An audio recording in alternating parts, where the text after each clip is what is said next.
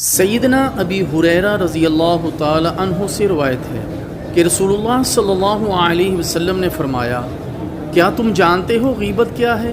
انہوں نے کہا، اللہ اور اس کا رسول ہی بہتر جانتا ہے۔ پیارے نبی صلی اللہ علیہ وسلم نے فرمایا، تمہارا اپنے بھائی کا ذکر ایسی چیز کے ساتھ کرنا جسے وہ ناپسند کرتا ہے۔ عرض کیا گیا، آپ یہ بتائیں کہ اگر میرے بھائی میں وہ چیز موجود ہو جو میں کہہ رہا ہوں تو کیا پھر بھی غیبت ہے؟ تو پیارے نبی صلی اللہ علیہ وسلم نے فرمایا، اگر اس میں وہ چیز موجود ہے جو تم کہہ رہے ہو تو یقیناً تم نے اس کی غیبت کی، اور اگر وہ چیز اس میں موجود نہیں تو تم نے اس پر بہتان لگایا۔ اسے امام مسلم رحمہ اللہ تعالی نے نقل کیا ہے۔ غیبت مردہ بھائی کا گوشت کھانا ہے۔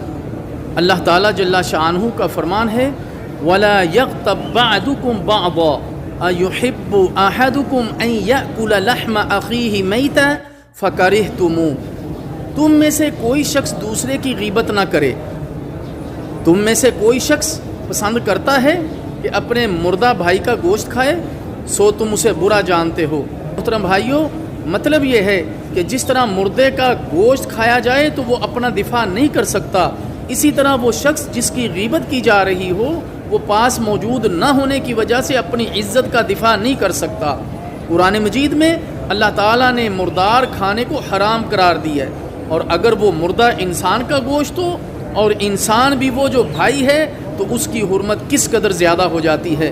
اللہ تعالیٰ تمام مسلمانوں کو غیبت سے، چغلی سے اور بہتان بازی سے محفوظ فرمائے۔